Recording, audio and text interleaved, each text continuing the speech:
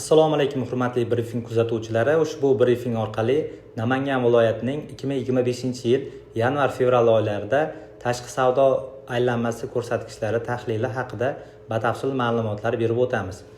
Tahlillarga ko'ra 2025-yilning yanvar-fevral oylarida Namangan viloyatining tashqi savdo aylanmasi umumiy hajmi 221.4 million AQSh dollarini tashkil etib, o'tgan yilning mos davriga nisbatan 11.1 million AQSh dollariga ko'paygan.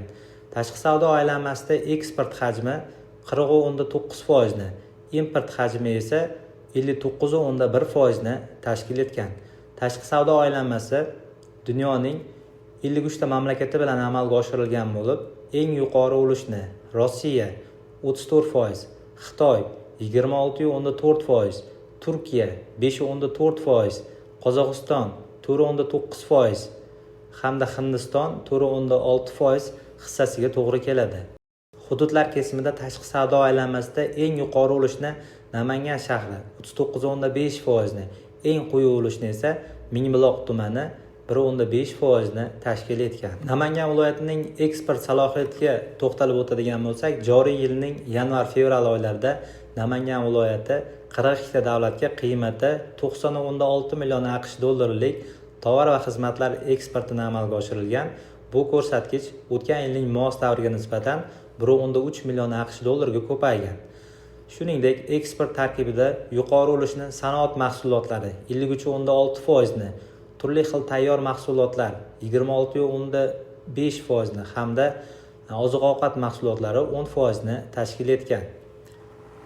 Viloyat eksportda asosiy hamkor davlatlarga to'xtalib o'tadigan bo'lsak, eng yuqori ulushni Rossiya 67.3%, Turkiya 4.9%, Xitoy 4.3% hamda Germaniya 3% ni tashkil etgan. Namangan viloyatining import ko'rsatkichlarini tahlil qiladigan bo'lsak, joriy yilning yanvar-fevral oylarida Namangan viloyati 43 ta davlatdan qiymati 130.8 million AQSh dollarlik tovar va xizmatlar importini amalga oshirilgan bo'lib, bu ko'rsatkich o'tgan yilning mos davriga nisbatan 9.8 million AQSh dollariga ko'paygan.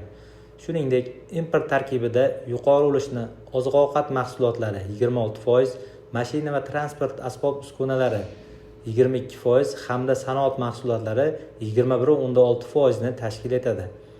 Viloyat importida asosiy hamkor davlatlarga to'xtalib o'tadigan bo'lsak, eng yuqori ulushni Xitoy 41.7%, Rossiya 11%, Hindiston 7.5% hamda Turkiya 5.7% hissasiga to'g'ri keladi. Sizlarga yetkazmoqchi bo'lgan ma'lumotlarimiz shulardan iborat edi.